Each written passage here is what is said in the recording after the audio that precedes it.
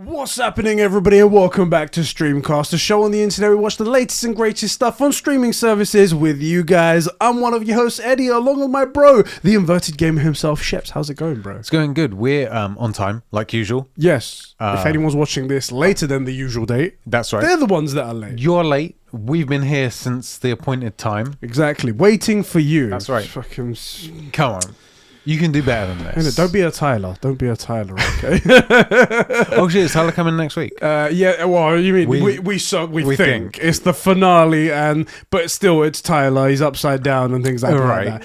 Guys, I want to issue the apology because really the reason why we're late is me. I was feeling like crap. I have to say, you're still looking like it. Yeah, I mean, I always look like crap. That's something I can't change. This I can't change it. No matter how many times you sign that change.org petition, I cannot be do anything about this face unless you sign up at patreon.com/conversation. I can get plastic surgery or something like that. Then I can really look like Vin Diesel. I was really sick. I tried my best. I was going to soldier through it, but then Sheps came here and he was like, bro, if you can't do it, just don't do it. And I have to say to you, you came not all work the way with you, innit?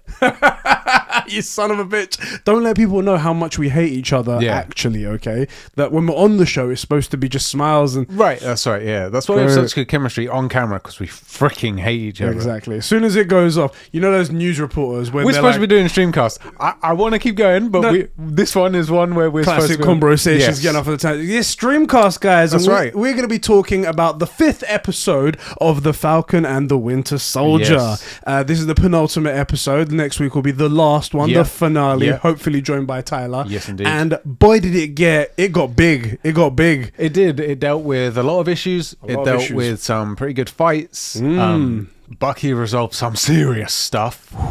Yeah. I love the montage, except we both had the same problem because we work in what we work in. Yeah. But it was good.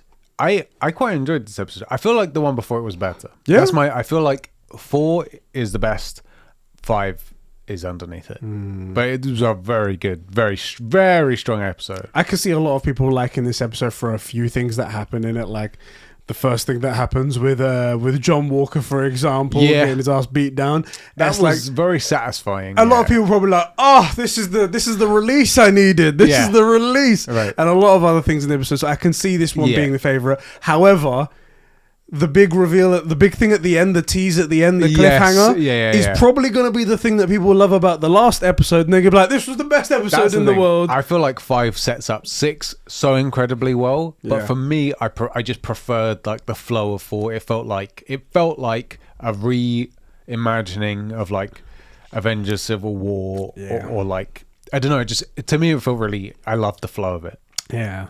Before we get too far into it, the flagship show on the FPN, along with all of our content on our channels, is brought to you by incredible patrons over on patreon.com/conversations and our sugar daddies, who we're keeping that name, who subscribe to us on twitch.tv/conversations, right? Yes. And patreon.com/conversations that make all of this happen. Exactly. Who do we have to thank? We only have the names for Patreon. The Super Bro guys. So I probably should not have mentioned the sugar daddies. This is a really But they support us. They support us. We love all of our supporters, but the Super Bros over on patreon.com/conversations. Links in the... You know.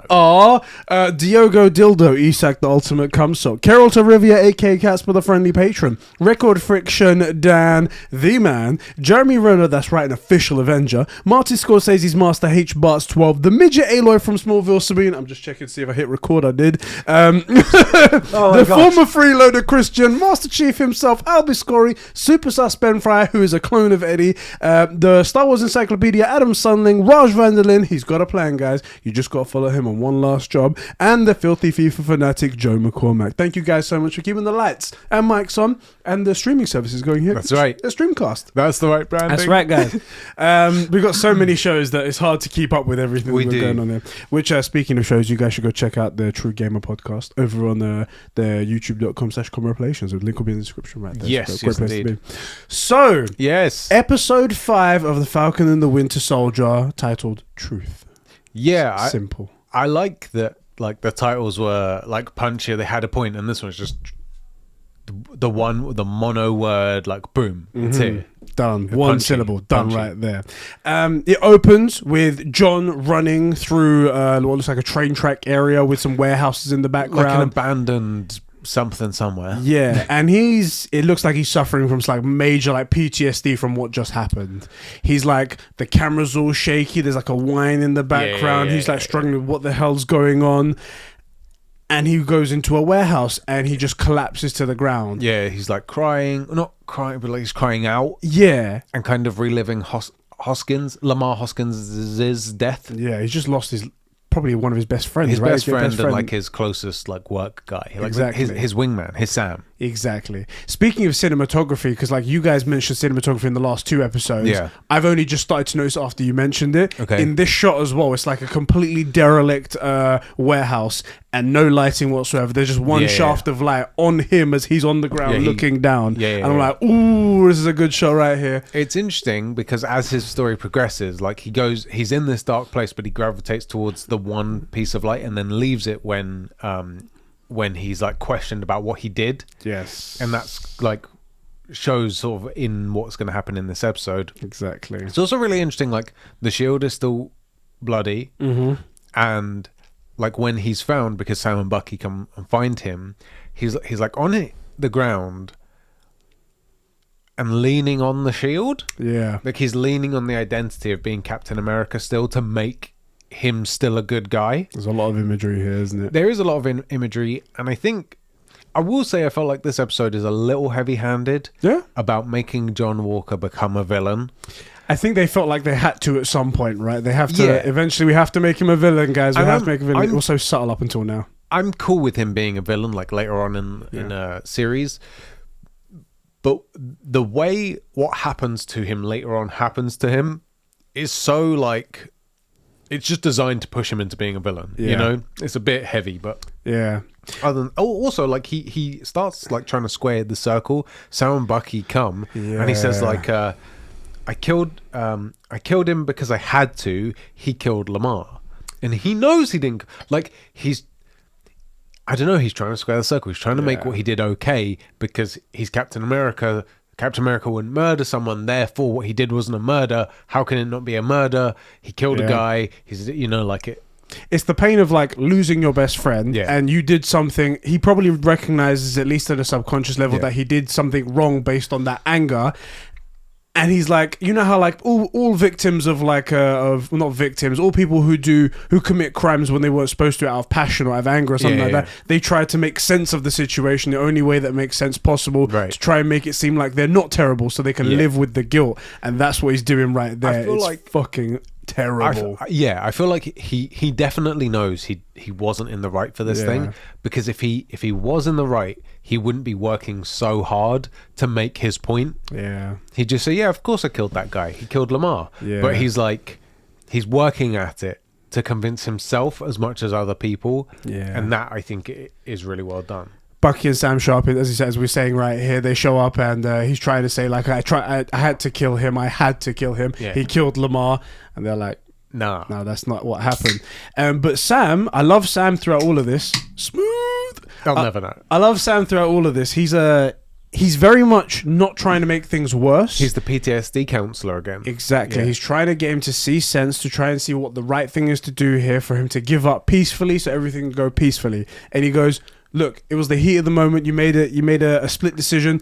If you explain what happened to like the authorities, turn yourself in, explain what happened, they will consider your record, but you have to give us the shield. And everything was going sort of okay, like he was trying to process it. Things were swirling in his head. And as soon as he heard, give us the shield, he's like, oh, so that's what this is about. Right. It goes from Sam's not trying to help me, Sam's trying to get this thing back. And it's just like this really unfortunate way, because I feel like what Sam means is you got to put the shield down, you got to surrender, right? And then obviously if he puts the shield down, they're not going to leave $3 billion worth of vibranium or however much that is. Like they have to pick it up and bring it with him. So he's saying like, put down Cap's weapon, right? Put down the gun, put down the shield, that kind of thing. Say a weapon, give gun, me the gun, and we'll take you in and you turned yourself in and we tried to resolve, right? But what Walker hears is, give me the shield. Is Yeah. I want to be Captain America. I want to take something from you. And it's really well done because Sam doesn't say anything wrong. And Walker hears exactly what Sam says, but they mean two very different things. Yeah, he takes it exactly the way he wants to, Right. and then a big old amazing fight It's really breaks good. out. They start tag teaming. One hits from the other side. It's quite interesting because it's essentially two super soldiers and one normal guy that has a wingsuit, Sam's really not tactical. normal, though. No, he's really. I mean, he's a human Yeah, still, right? yes. And they make it realistic because he comes in, he uses his wingsuit, he does these like aerial punches, aerial kicks, and he uses his suit to like pull away from him. But sometimes he can't overpower a super soldier, so he gets pulled down. Very, very realistic in this point. Sam does really well, actually. Yeah. Because don't get me wrong. For the record, if Bucky and John Walker were to go head to head, trying to kill each other, because Bucky wasn't trying to kill him, but John Walker was. Bucky wins. Yeah. Right? It's like one's playing to win, one's playing to draw, that kind of thing. Yeah. But when Sam fights John Walker, I think he does incredibly well. And the only time he loses, like where things go wrong, is where he tries to contest with him in strength. Yes. Where, you know, he gets the shield and then he tries to pull the shield away from him. And I'm like, yeah, that's not going to work. You're in his territory here. yeah. Every It's time like fighting Aquaman in the water. You don't do that. Right, you just don't, exactly. That's exactly it. You just don't do it. And everything up to that point, he was fighting him the way Falcon should fight a soldier, but instead he was Sam trying to get the shield, and he's up against Super Soldier. So it was really well choreographed. I think it was really well done. It was really good. There was a couple of key moments in it where, like, one time John Walker gets on top of Sam, rips off his wingsuit, rips off the wings off the side, proper Hulk style, just like rips it off, and I'm like, no, his wings. It's really bad, yeah. Really bad, clips right? his wings, yeah. Exactly. He still has the jetpack on him, so he uses that a little bit later. John Walker says something as well. Go on, you say it. Go on. He says in this whole fight, "Why are you making me do this?" And it's very much, why are you making me do this? And it's like, stop for 1 second. Right. No one's making you. He's trying to make it in his that's the head thing. that this is what's happening. And it's not so much. I don't think it's just that fight. I think that why are you making me do this? He's also talking to the guy he killed. Why are you making me kill you? Like, he's trying to make it so that everything was out of his hands. Yeah. That this guy killed Lamar. He was the guy that killed him. I had to do it. So fucking It's good, man. really well written, man. Really It's good. so good. I feel like John Walker's scenes have been, because he's actually really good, the actor's so good, because you hate John Walker, you hate him, and he consistently makes, I mean, not Diogo, he loves him. well, not Diogo, Diogo has no taste. John Walker consistently makes decisions that are like, if this is the zone of good decisions, he's like one step out, and if you do that consistently enough, you end up in a really bad place. Yeah. And that's what he does, and he does it so well. And his scenes, especially the ones in the last episode, like looking in the mirror and with the bloody shield, are so good, so cinematographic. The problem is he's getting overshadowed because he does have Anthony Mackie and Sebastian Stan next to him, and they're playing the roles here are so good. They're all very, very important. They're all being played so perfectly, resulting in this amazing show. And I do want to say as well, and then we will move on to the next scenes. Go on. But the acting from all three of them and from Zemo, is like Avengers level movie. Like, you got to give it your best. Yeah. Like, I've been blown away with all of with the WandaVision and Falcon and the Winter Soldier, but the acting in it is just mind blowing, man. Quality. I'm really looking forward to Streamcast in a couple of years because, like, if this is just the way shows go, like, we've got a lot of good stuff. A lot of good stuff to catch up on. Yeah. At some points they're trying to get through to him. Sam's like, John, this isn't you. Even though he's being like beaten down and he's up against a super soldier that's going crazy, he's still trying to get through to him because it's just a hero's nature. He's trying to save the guy, Exactly, trying to save him. This is the point where he rips off his wings. And he just raises as the shield as well. Yes, he raises the shield at him, and he's just about to kill him with this shield, the same way they killed that guy, the Flag Smasher, before. And at the last minute, Bucky comes in and saves Sam's life with his vibranium arm, starts attacking him, and eventually, Sam and Bucky pin John down. I think Bucky pins him down, and Sam's pulling on the shield with his jetpack, pulling on it, and it's like, snaps his arm. The arm goes in the just fucking bent in the backwards like that, snapping his snapping his elbow, pulling the shield off, and you're like, oh, they finally got the shield off him. Yeah. This is the moment. The worry here, just before that happens, is that it looks like Walker's managing to hold off both Bucky and Sam, which now that they're in this contest of strength, how much more advanced is this super soldier serum? True. We don't know, right? Yeah. And so this is that moment where, like, is it the same stuff? It's just you don't need the tech, like that guy said, or is it more powerful? Are they more powerful? We don't know. Yeah. And it's not until that kind of when they break his arm, it's that breaking the tension of he's like a regular super soldier, what we know of as a super soldier. It's not a super soldier, right? Exactly. Like one. But then he doesn't give up. Yeah. He still comes at them, even though he's got one messed up arm. And Bucky and Sam double team him here. They're like throwing the shield back and forth, and they're trying to hit him.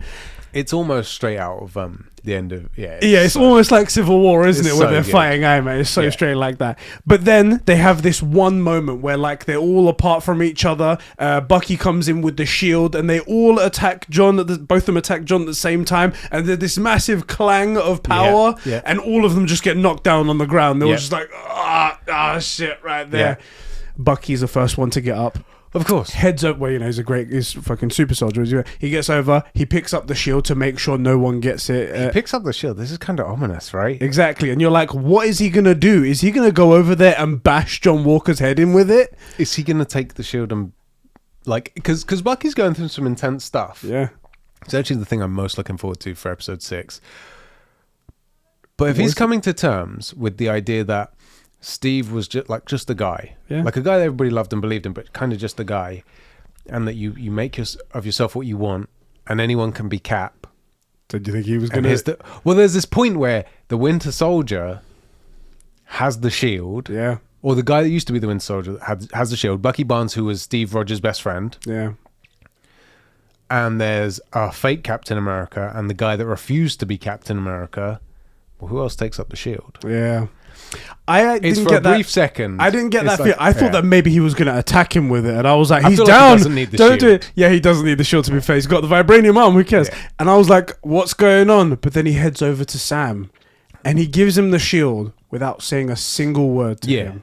Almost just like a little look is like.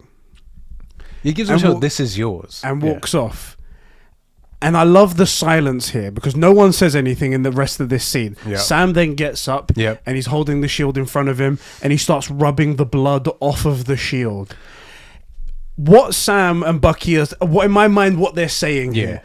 Bucky's handing the shield over to him, and it's like, here, you've got it back. Do the right thing this time. Yeah. And then what I'm seeing Sam do when he's like rubbing off the shield is almost like he's saying, I'm sorry to Captain America. You gave me this shield and look what happened. I need to right this wrong. I need to take the stain of that's been put on Captain America's name right here. And I was like, okay. Oh, this is just me reading into it. Yeah, but no, that could be cool. Read. That's what I read there. So I felt like he was almost... Because it's not until the very end that he actually takes up the shield of this episode. And I felt like at this point he's furthest away from being Captain America, because he has the shield, it's covered in blood, and while he's trying to clean it and the blood's getting on his hands, I feel like what he was saying without saying it was like, this isn't supposed to be here. This isn't what Captain America represents. He's trying to clean off the blood, but it's just smearing, and like everything that is Captain America, everything the shield stood for, is stained and tarnished, and it can't be fixed. And I felt like at this point he was the first. He was like, he was ready to be Captain America, but now like Captain America is ruined. John Walker's ruined Captain America, like the brand. Yeah. It's such good imagery. So good. And I like that you can read in like multiple different ways. There's no wrong way. The point is the imagery. What's the imagery make you think? You know? And that's the whole point of that scene right there. Anyway, after that, Torres meets up with Sam in like a random house. They're talking about what's happening. Do you notice how far away he's sitting from the shield? Yes. He's like, it's very cold. Yes. Like Steve always had it on him or with him, or he's fidgeting with it. Like it's it's Steve and the shield are kind of him. Yeah, they're two halves of Captain America. Yeah. And Sam is like, there's this cold metal thing that sits next to him, and he's sitting there speaking to Torres. Yeah. Which, although, funnily enough, thinking about it, Steve says, I think is it The Winter Soldier, where he says, I don't believe in causes, I believe in people. Yeah. And what's Sam focusing on? He's focusing on Torres. Yeah. He's focusing on finding Carly. He's focusing on the people. So it's very interesting. Yeah. It's very good. He's having a conversation with Torres saying, like, what do we do next? What's our next step? And they're kind of in this situation where Carly's gone underground. Yeah. There's nothing they can do. They don't know what her next move is, so they just need to wait for something to happen for them to react to something. So sometimes you just got to wait. What does he say? Something like you need to wait for something to happen for you to do. Yeah, sometimes you need to wait for something to do before there's something to do. Yeah, something like that. Something like wise but ominous. Like, And he actually says to me, it's like, that's really wise. Strangely wise for you, Torres. There is one thing, though. I want to call out Tyler, who's a freaking idiot. Oh, yeah, feel free. Go ahead. Fucking moron. That's true, but why this time? Who said, John Walker's getting a medal, and both of us strongly disagreed with that, especially me. I was like, don't be ridiculous. I was like, he killed a foreign national in a foreign country where there's no jurisdiction. Right. He's not the Dora Milaje. Exactly. Right? He doesn't have jurisdiction wherever he chooses to be. Right. Exactly, right, guys? Right. I totally thought it was going that way. I'm going to be 100% with you. I didn't think it until you guys said it, and I was like, shit, he is going to get a medal for this. I really thought the way they were going to make him the villain was to continue to praise the bad behavior so he could slip further and further. Right. And then become like this symbol that sort of like the boys, how Homelander's this like really dark, ominous figure, like but the perception of him is that he's like this Jesus figure. I thought they were going to do that. Yeah. But they didn't. No, thankfully. Yeah, they didn't. Sam then, after he has this chat with him, basically deciding there's nothing to do, I'm just going to leave and then wait for something to happen. Takes the shield, he gets up, takes the shield, and starts to walk out. And Torres is like, whoa, you forgot these, because they're talking about the wingsuit that's been snapped off and whatnot. He's like, and he turns around and goes, you keep him, to Torres. Who's Torres going to be in the future? We don't know, guys. Anyway, then the very next scene is John Walker at his council hearing, where he is being stripped of all of his titles and all of his honors. They say council. Go on. Well, he gets an other than honorable discharge. Yes, it's not dishonorable, but it's not honorable. Right. So he doesn't get any of his pensions. He doesn't get anything that he's worked towards. Yes. And the way they've done that is to discharge him retroactively before he starts as Captain America. Right. And it's really bad. And one of the things I like about John Walker is that we get only a handful of these really human moments. Yeah. So like there's the moment where he's speaking to Lamar at the coffee shop just before he takes the serum. That was very human. We knew exactly what was going to happen, but it was very human, and it was good to see this guy make human decisions. Yeah. And here they rag on him, and I do actually think, bizarrely, this will probably rub people the wrong way, that this was a far too harsh sentencing. Like, ultimately, one way to read this is he killed a terrorist, an international terrorist, while on a sanctioned mission, who was involved in the killing, which he was involved in the killing of one of his teammates. Yeah. And where it went negatively, and it is mentioned outside with "Don't call me Val, but don't call me Val." Yeah, that they don't care that you killed the guy; they cared that it was public. So there was a scandal over it, but like what he did, like on paper, isn't bad enough to merit this kind of. At the end of the day, the government don't care at all what happens anywhere to anybody. Nothing. They just care about the result. And the result is that they had this mess on their hand, and it looked like it was pointed at them. And they found an easy scapegoat. They were like, well, let's just remove all of his ranks and pretend like he was the one that went rogue and did this all by himself. Yeah. And then that's that. And they don't care about how harsh it's going to be. Yeah. It's just, fuck you. And this is the thing, is I do think it was too harsh. Yeah. And the point of that is it pushes John Walker towards being like far off of the path, the path. And he says something really great as well, which is that, like, I forget exactly, but he says, I've only ever let me, I'll go here. So he goes, John is pissed. He goes, because the way he sees it, he did everything the US government asked him to do, what he was trained to do, and he's being publicly punished for it just to save face for the government right there. He's like, I've done everything you've trained me to do, being everything you've told me to be. And that's what he's most pissed about, is that they're turning their back on him after he did everything for them, sacrificed everything. And it's perfect because that's how the government is. It is. If you think about John Walker, and this is the difference between him and Steve, is Steve never just followed orders, but John Walker did. I'm not making a moral equivalence here, but if you take like a car, like you rent a car, and then you like do burnouts with it, take it off road, and it breaks.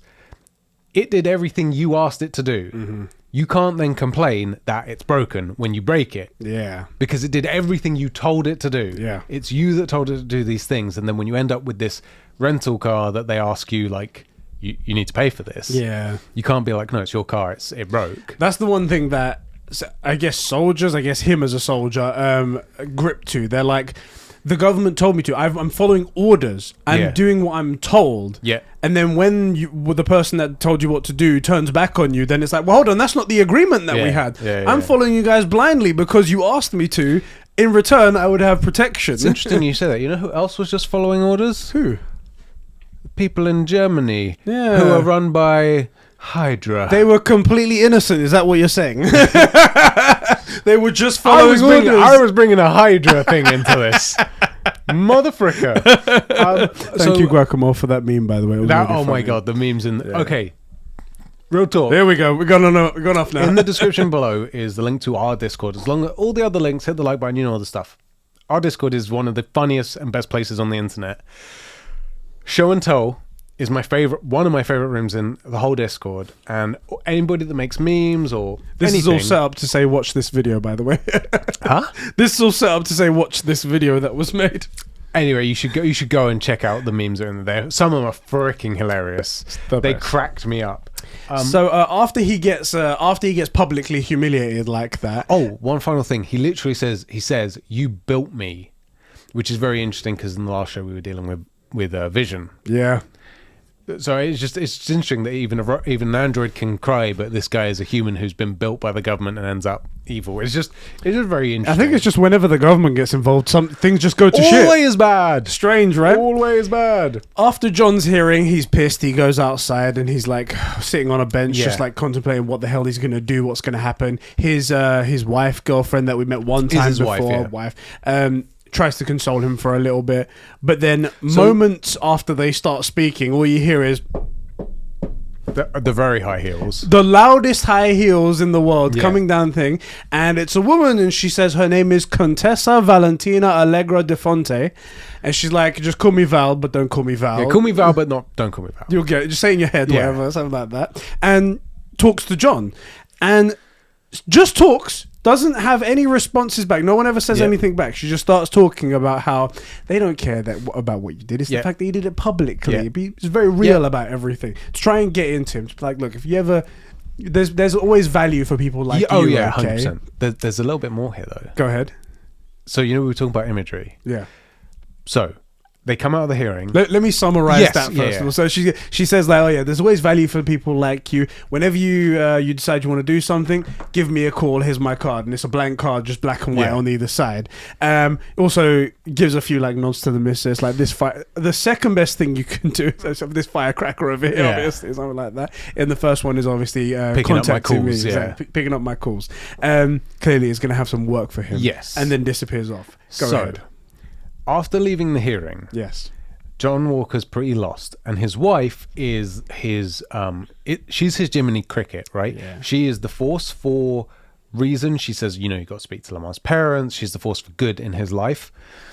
They sit down on the bench. Val, but don't call me Val, arrives, sits in between them, pushes them apart. Let me just get in here.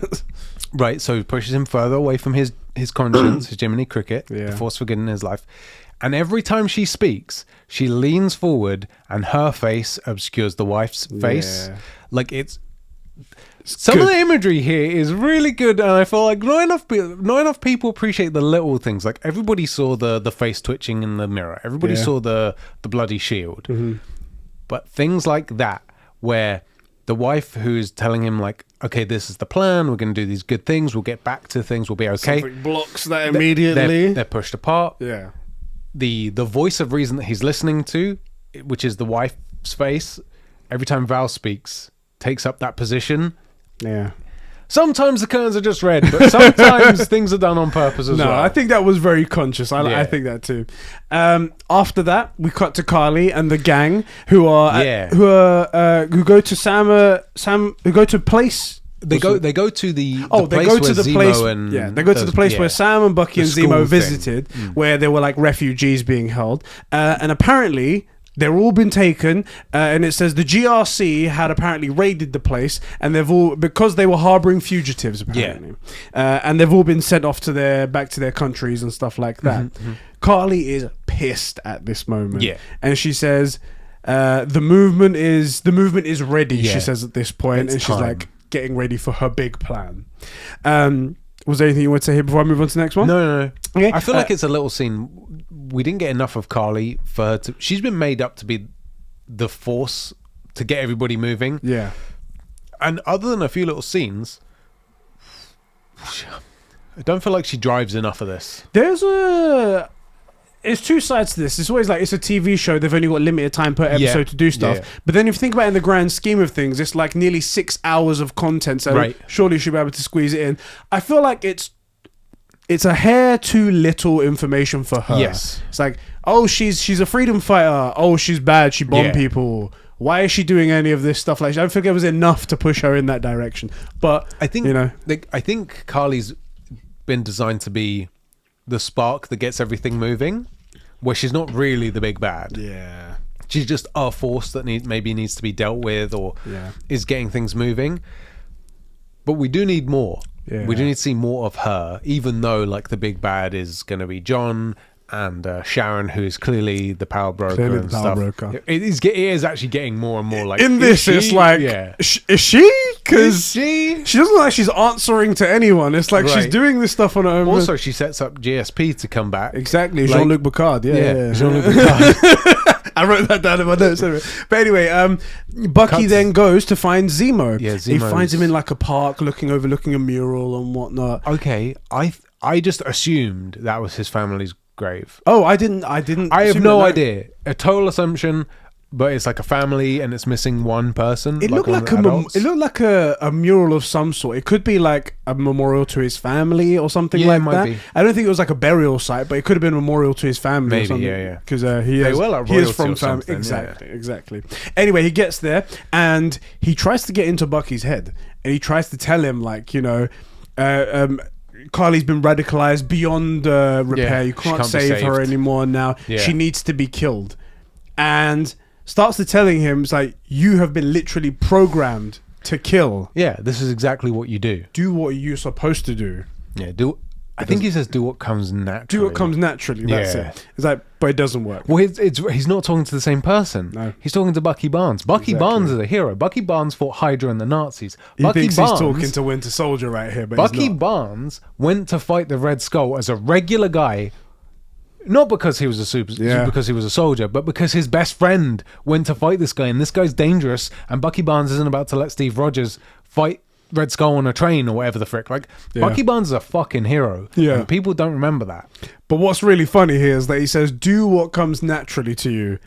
And then he pulls out an amazing golden black gun. I was like, this thing looks really cool. It's very just like his arm. Pulls it out, pointing it at Zemo's head.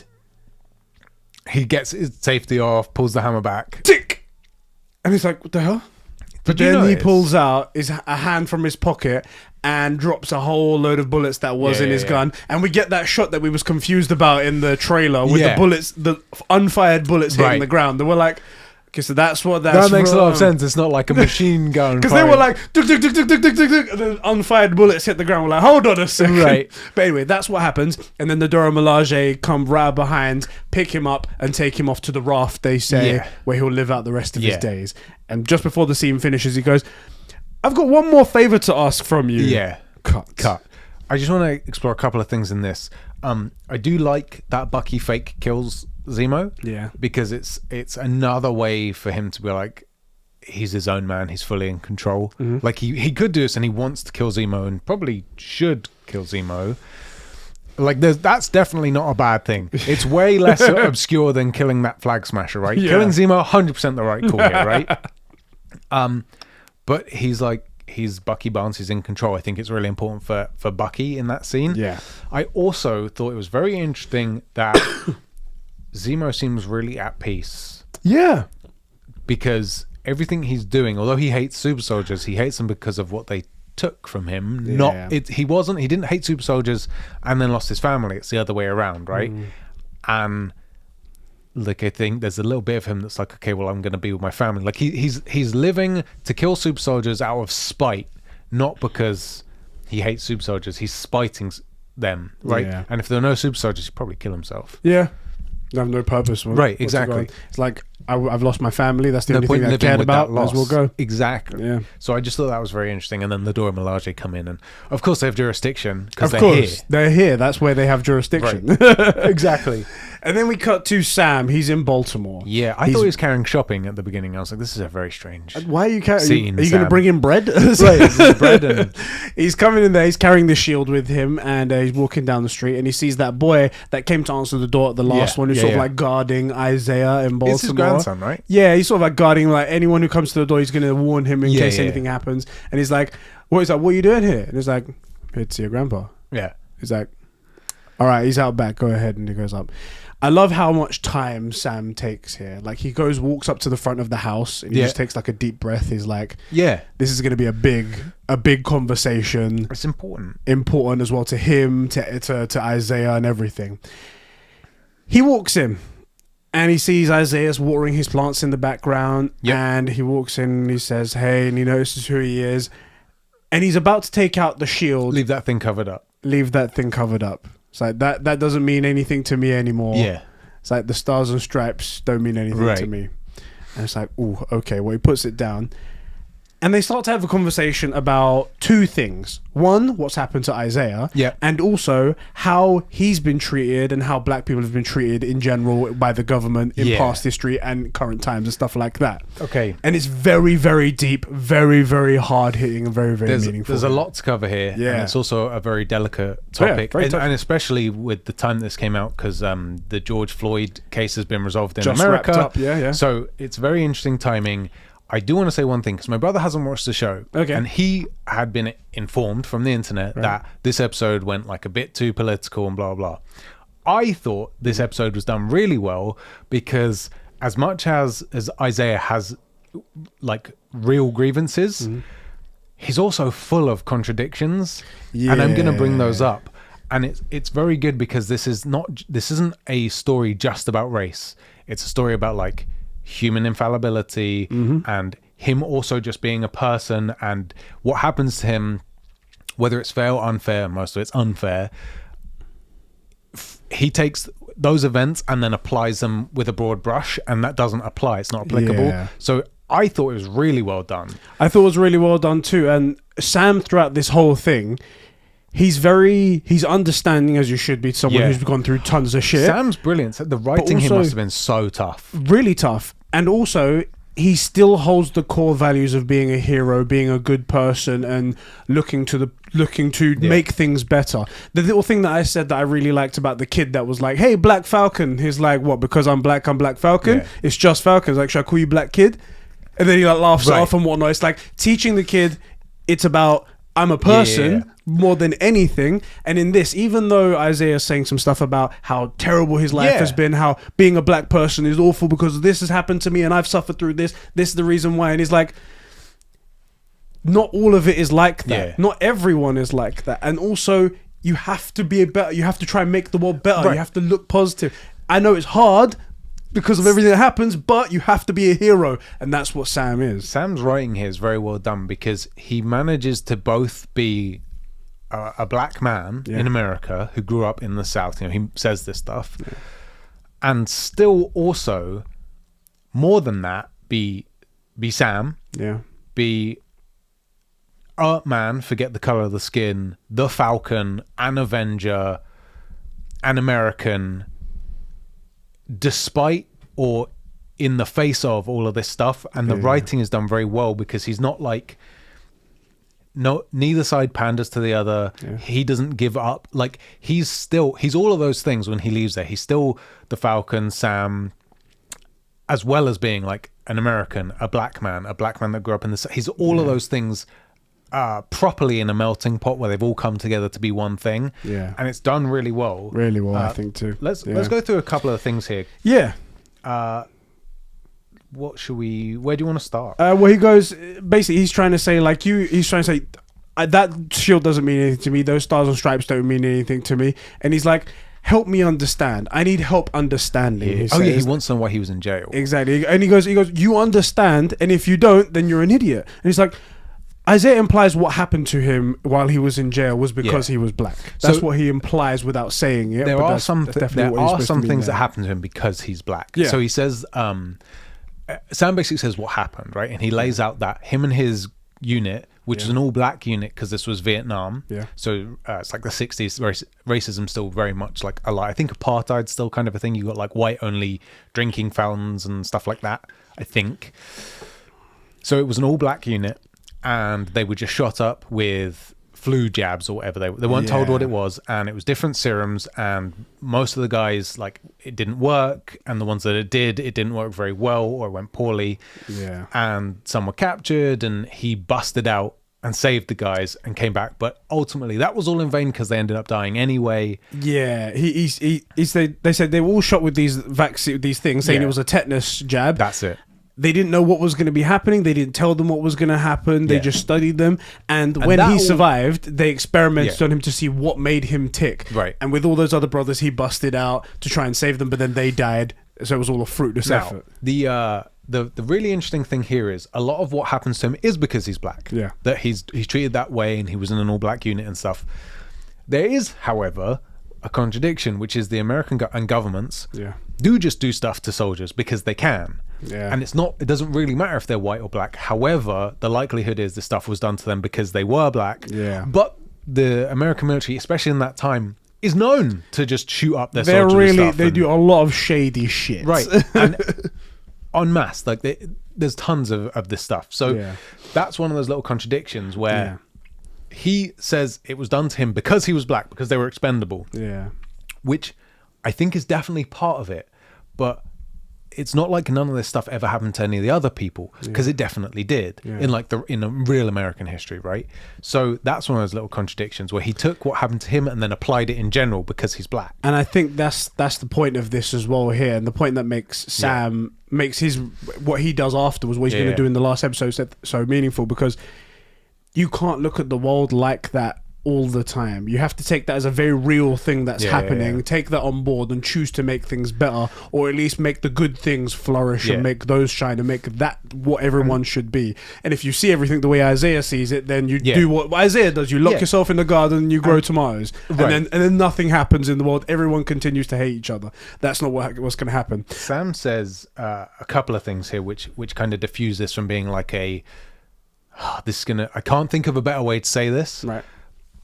So don't take it as exactly what I mean, but it's instead of it being like a kind of a self-pitying racist rant, which is a woe is me, all this stuff happened to me because I'm black, and cuts that off by saying, because he says why didn't you become Captain America? And he's like, well, do you think they would have ever accepted me? Blah, blah, blah. A black guy. And he's like, hold on, Steve Rogers didn't put you in jail. Yeah. Right, because they're talking about, he wants to know about the serum, he wants to know about Isaiah. Yeah. He's like, look, Steve Rogers didn't do this to you. Yeah. I'm here to learn about Steve, the history, the shield, you. I'm not the government, you're not the government. Yeah. I didn't do this to you, Steve didn't do this to you. And that's one of those little contradictions, is he applies it to everything. Like, Steve does happen to be blonde-haired and blue-eyed. Yeah.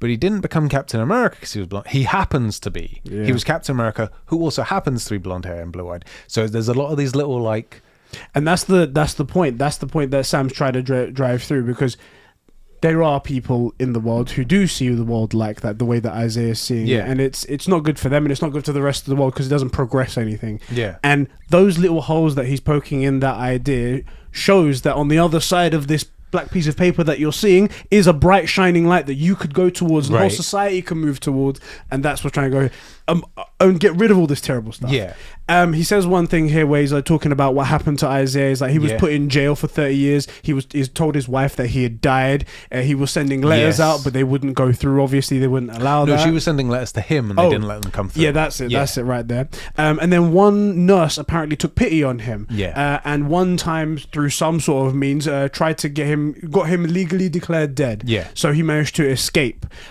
He was given all of the letters that were sent to him as well, and it was just all of his belongings, right? Exactly. It was still all tied up. I took that as like he couldn't bear to read them. I agree. And I was like, yeah.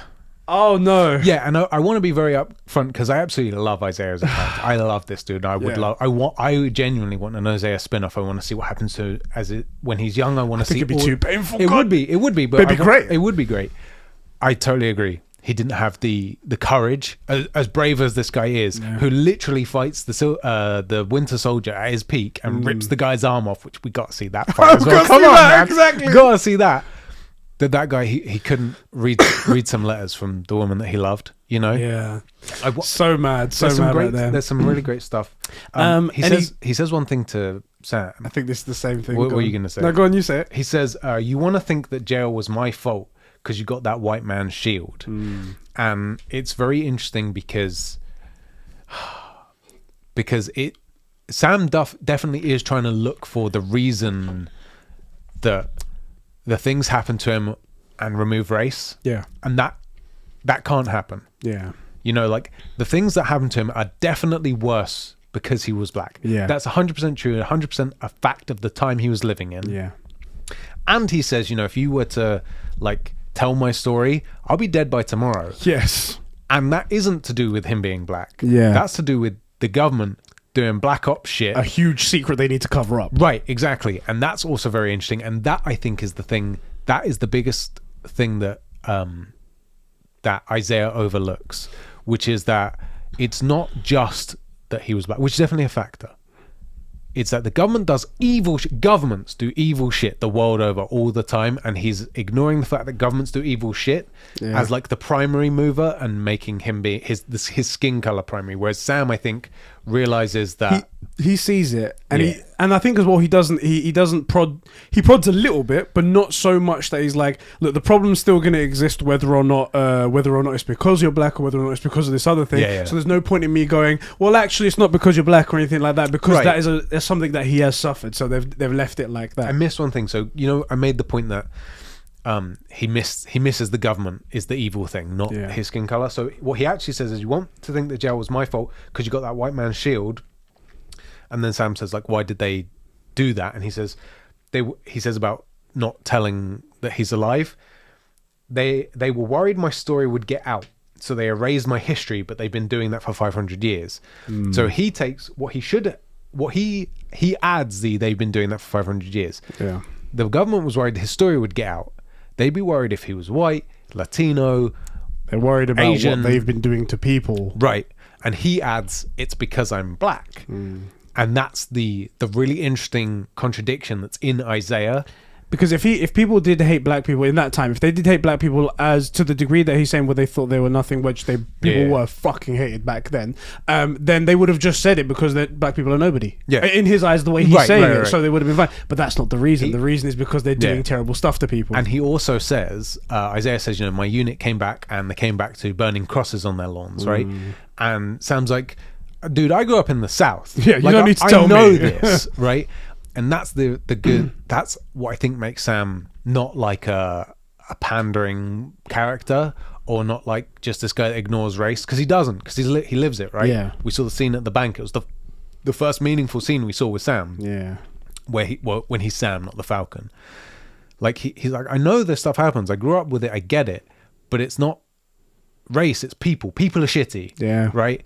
And people will always be shitty. And Isaiah seems to forget that the government does dark shit when it's trying to cover its secrets. It doesn't really matter what skin color you are. It's trying to cover their asses, isn't it?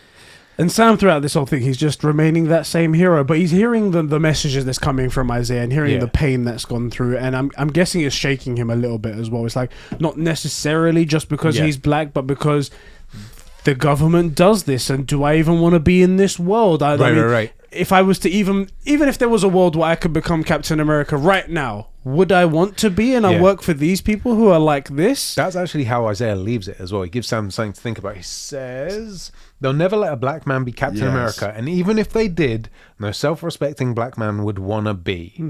Or would want to be. Would want to be, yeah. Yeah. So that's quite interesting. Hard. And that's the last thing he says right there. Boom. It's quite interesting because, and then Sam calls Sarah and says, "I'm coming home." Yes. Which I think is really important because Sam needs that time to realize who Sam is, because we know who Falcon is. Yeah. And this whole thing has been about who is Sam.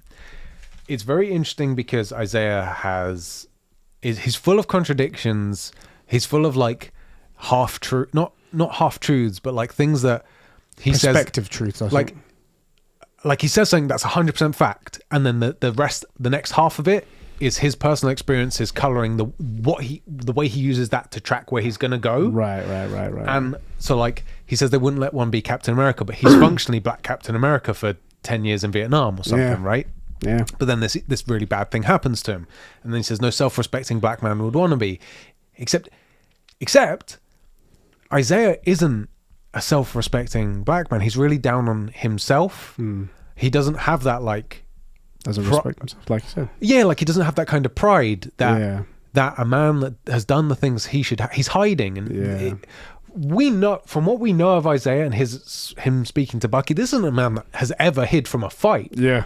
So he's super interesting. God, I would love to peel back the layers of this character. We've not had enough of him. That's the thing. We'd love to see more. Right. We'd love to see more. And then also, he says, no self-respecting black man would want to be Captain America. And the thing about Sam is, where John Walker is doing everything he's told, Sam is being told to do these things and trying to work out what he should be doing. And so here's another guy telling him not to do a thing, but he's being told something, and he's like, I'm not supposed to be told. Yeah, I'm supposed to figure it out myself. It's a really, really interesting scene. It's very delicate. It's been hard to talk about without like stepping somewhere, but and that's why also it takes the rest of the episode for him to try and figure anything out. Like the rest of the episode, there's no okay, I know what I'm doing. It's just question marks the whole time. It is, and it's really good.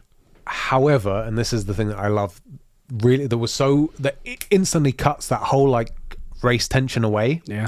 Is he does go back home. Sam calls in family favors because their family is known in the community, which is actually really heartwarming. It just before that, to show how the family is, like he gets home and he's just talking. He's like, I met with Isaiah, and he's talking. It's really hard. He doesn't want to talk about it with Sarah, but he's like, I'm here if you want to. The kids go off to school, but the mother, Sarah, the mother of the kids, says, make sure, I don't know what the kid's name is, but make sure A and B kids get these lunches as well. Turns out that these kids come to school, they don't have any food because the parents either forget or sleep in or whatever it might be, and she's doing the heroic thing of feeding these children without asking for anything in return, even when they're struggling to make ends meet right now. That's what this family does. Such a great thing in a community like that, right? It's so great. They're the heart of the community. And then she takes that sort of like sparks it in his head to get the community thing going. It's like, well, hold on a second. We've got a great community here. And everybody knows our mum and dad. Exactly. They were the pillars of the community back in the day. Two pillars. Yeah, 2 pillars, not any more than that. Right. It's excessive if you have any more than that. And then we have this kind of like montage of seeing the boat and everybody arriving while Sam's and Sarah are calling like, hey, Mr. Johnson. Like, it's Sam. That's right. Hey, you knew my mum and dad, right? Well, so we're trying to get the boat, and everyone is down. Yeah. It's really nice, really touching. It's very heartwarming. But so here's the thing. As everybody's arriving to give stuff back to the family to help get the boat ready, Bucky arrives to drop off something from Wakanda. The favor that he was asking from the Dora Milaje was something we don't know in an awesome looking box. Yeah, the way that he what's in the box? The whole time, and then when it gets to the end, I forgot that the episode was ending. Anyway, I was like, Motherfuckers. The whole bit here is quite cool because like when they get the parts together and the whole community's background, the engine's on the back of a truck. They're like, oh no, you didn't. You got us this new engine. It's like, of course, you're part of the family. It's how are we gonna get it off? How are we gonna get it off? And all of a sudden it just gets picked up. I'm like, what the heck? Yeah. Oh, of course. And then Bucky's like, you're welcome. And he says like, I just came to drop this off from the Wakandans. Beautiful looking box. Oh my god, it looks so good. It's so Iron Man. There could be an Iron Man suit in there. It could be. He's gonna replace Rhodey. It's War Machine. It's War Machine, guys. We did it. Somebody said as well, there's never been a black Captain America. And War Machine, the first time he comes out, it's a War Machine, but with the red, white, and blue paint job on it. And people are like, that's Captain America. And he's like, what are you guys talking about? Does John Cheadle mean nothing to you? Am I a joke to you? Right. But I was like, that's technically not. That is taking it way too far, but I love the bit. I was like, yeah, okay, funny. Anyway, yeah, he gets off. Bucky says, I'm just sticking around. I'll go once this is done. Yeah. Then something goes wrong in the boat. A pipe bursts open. Yeah. It's like it's leaking hydraulic fluid or whatever. It's clearly leaking liquid nitrogen. Yes. And that is not a thing on shipping. I was like, it's either hydraulic fluid or it's going to be some sort of liquid nitrogen. Right. I'm like, but liquid nitrogen on a fishing boat? How advanced is this thing? There's two really great scenes here with Bucky. Yeah. And one really, really frustrating scene. Yes. Oh my God. So the scene that wound you and me up is they go over there and they turn the fucking bolt the wrong way. And it's like... And they have the pliers up the wrong way. Yeah, let's do it. It's like, the wrong way pliers, turning the bolt the wrong way. And I'm like, no. This is the engineer in us. It's just so frustrating. Right there. But he jumps in to help. And Sam asks... and he uses his human hand. Yeah. And he's like, why didn't you use the other arm? And he's like, well, I'm right-handed and it just didn't come to me naturally. I don't always think about it because I'm right-handed, which, again, very human, right? Yeah. And I really, really like that scene. And the second bit, which is the bit that's very interesting about both Bucky and Steve, which immediately cuts out the tension from everything we learned with Isaiah. Yeah. Is him and Sarah start sharing the eyes. Yeah, so like they go, all right, let's go and fix this boat then. Sam starts to walk away and Bucky turns around and he goes, you've drawn eyes. He's drawn eyes on the paper. I think they could kind of see that on there. I was like, Bucky plus Sarah? He turns around and is like, hey, I'm Bucky. So, oh, hey, Sarah. And she's got that little, like she kind of does schoolgirl thing, right? Yeah. They got a lot of really good chemistry there. There's a lot of the right kind of tension. And Sam, the way he just looks over, is like, don't be flirting with my sister. They're like, what's going on? And then next time he's probably like, don't be flirting with my sister though. That's the really good thing because Steve, for the fact that both Bucky and Steve were born in 1920s. Yeah, somewhere around there, right, to be ready for World War II. Yeah. Like they really couldn't care less about the race thing. It just doesn't matter. They care about people. Yeah. And especially people that have progressed so much through, like, if you're born in that time and you've done all the stuff that they've done, they've saved worlds, they've saved countries of people. They don't care about race sort of stuff anymore. Ironically, the first color they see, especially with Sam, is green. It's military. They have shared experiences. You know. It was really fun though. I was sort of like, oh, okay, all right, we're doing this. And I love that because it was the perfect amount of. We had a great build up of needed. We needed to hear that stuff with Isaiah. Sam needed it. Yeah. And it was really important to cover those issues. Yeah.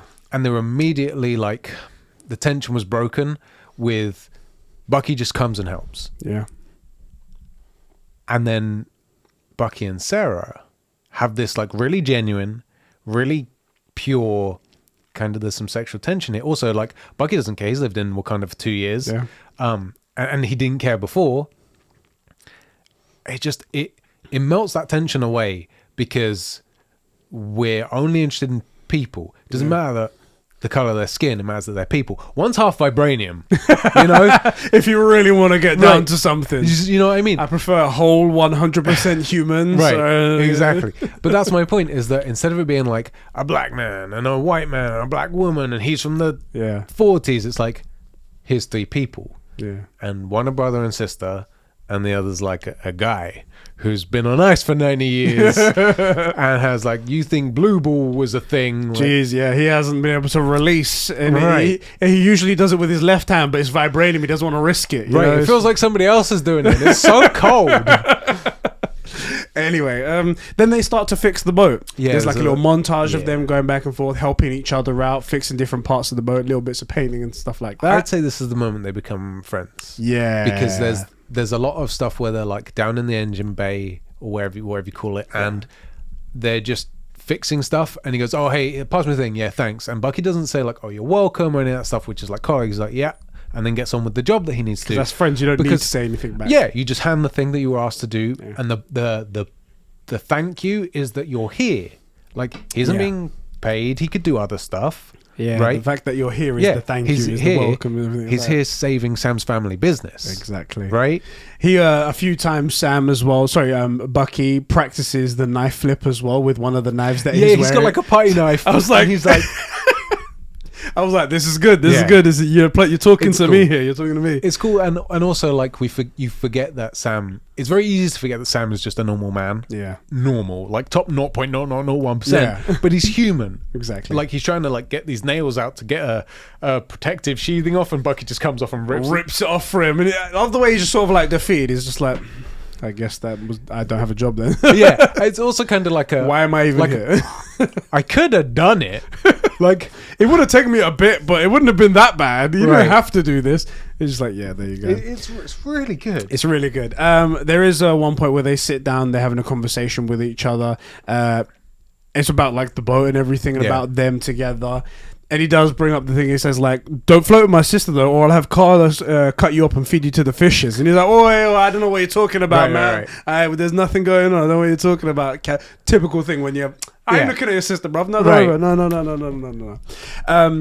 Also, again, a good use of comedic timing where Bucky and Sam are trying to figure out a thing in the morning, like the next day, and Sarah finds them. And she's like, hey, no. I told you it wasn't like the compressor. It's clearly the flux capacitor or whatever. Clearly, right? Yeah, and he's like, in fairness, we were supposed to be done way before you got here. Yeah, in fairness, we were supposed to get this done before you even found out. So, in fairness, right? Right. In the next scene, it's sort of like in between these boat scenes. Yeah. John goes to Lamar's parents. Yes. And... this guy does everything wrong again. Yeah. So he goes there. He does the right thing. Essentially, if you talk about it just in play, just on over paper, the top, go and visit the family. Go to visit the family of your best friend. Great. And answer their questions. They'll need closure, right? Exactly. Yeah. But he gets there and he tells them just the facts, like as if he's a military man talking about the report of a mission. Yeah, we win this thing. Exactly. Yeah. So what happened? And he tells them that he did take care of the person that was responsible. Yeah, the dad asks, is that the guy? And he says, yes, that is the man that killed your son. Your son. Yeah. Bending the truth in a whole different way. Trying to make himself not guilty again. Exactly. Like, to be fair, they probably wouldn't have cared about what he did about killing someone because they're not his parents, someone, or there's someone else, but they're grieving their own selves. But he still feels like he has to make himself look okay, look not guilty, even in front of people that are grieving from their dying son. I mean, they're rangers, right?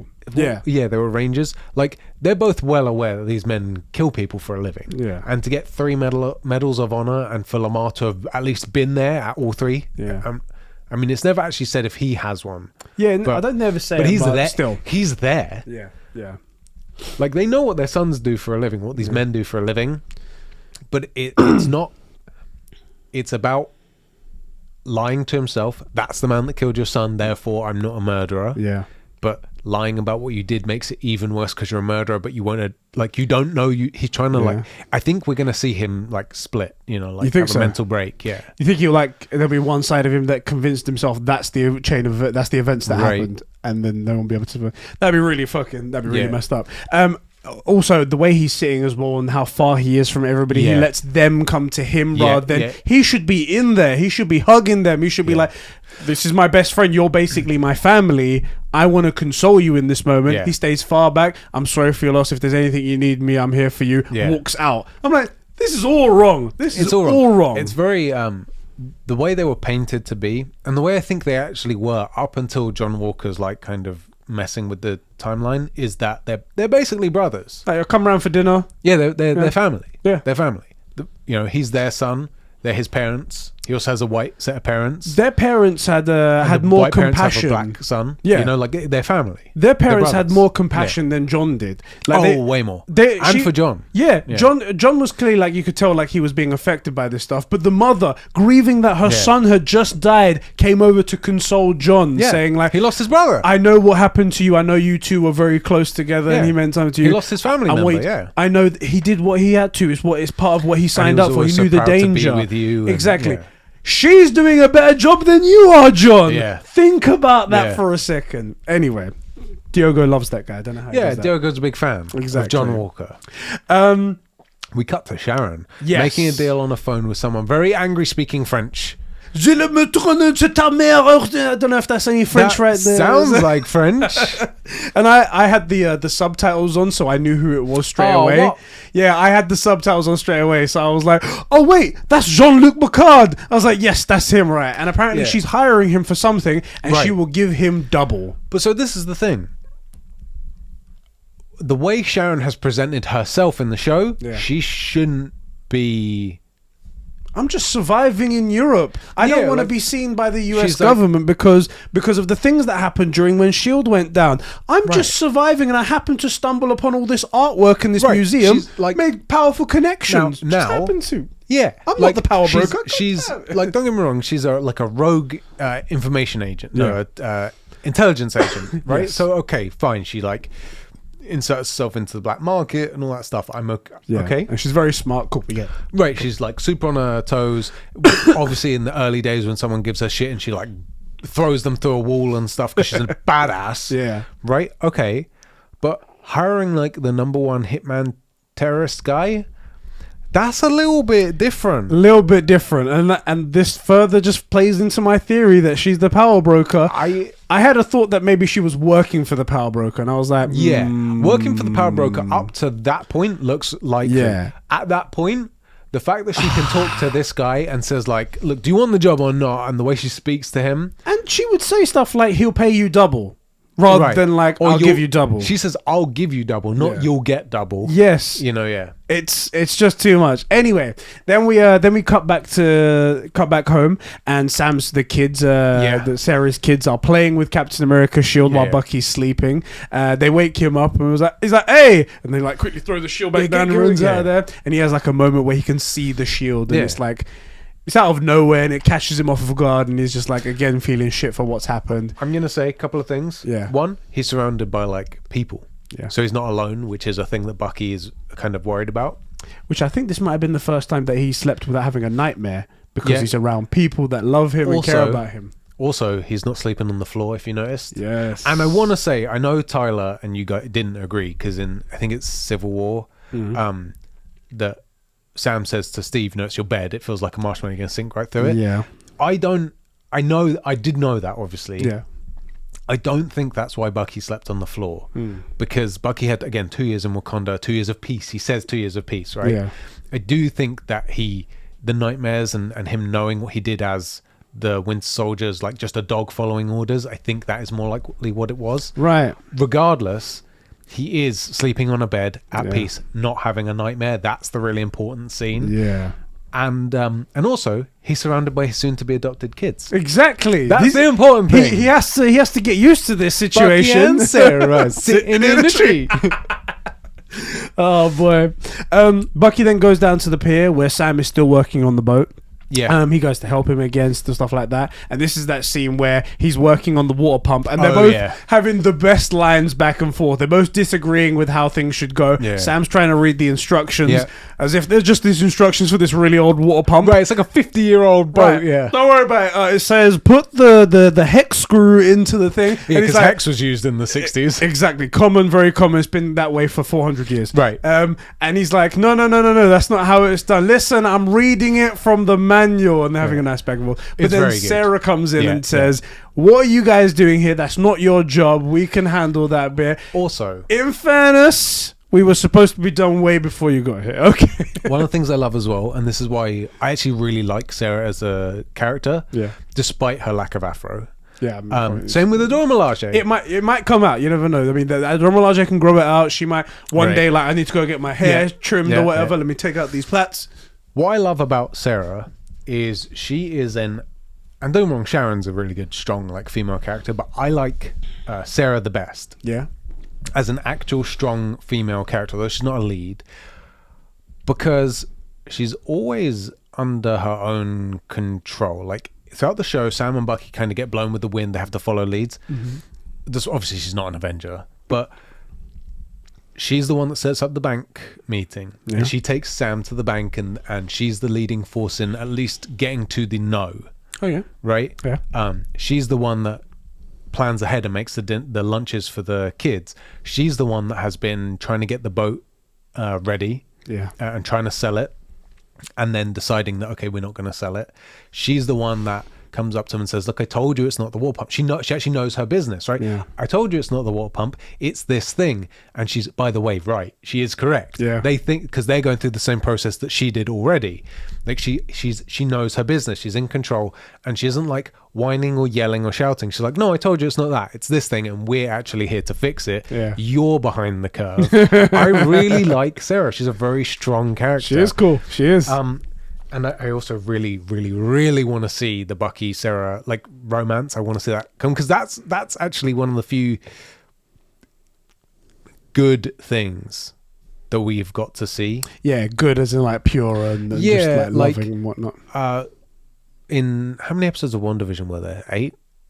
I think it's 8. Yeah, 8 episodes. Yeah. In 8 episodes, we saw nothing good happened. Where like, we saw a lot of confusion. We saw her Wanda deal with like loss and love and all that stuff, and in the end, massive amount of pain. Massive amount of pain, and find the strength to at least confront the pain. Yeah. And in this, we've seen Sam deal with his identity. We've seen Bucky deal with the fact that he was made to murder people. Yeah. And before that, when he was his own man, he was fighting Nazis. Yeah. And Hydra. And although it's small, this is like the most hopeful thing in the show. I really want Bucky to get this, and also Sarah needs it. Yeah, like, they both need a win, right? They need this win. Sarah needs a win, and just to be able to relax. And they're both in need of some like company. Yeah, they haven't had much. It looks like, but we don't know. We can't speak for Sarah. Sarah was a single mother with 2 kids, and she made it through the snap. Yeah, alone. She needs a rest and some good dick. you know. Alvin was gonna dance around it, but you said it. I was like, I'm just gonna say it.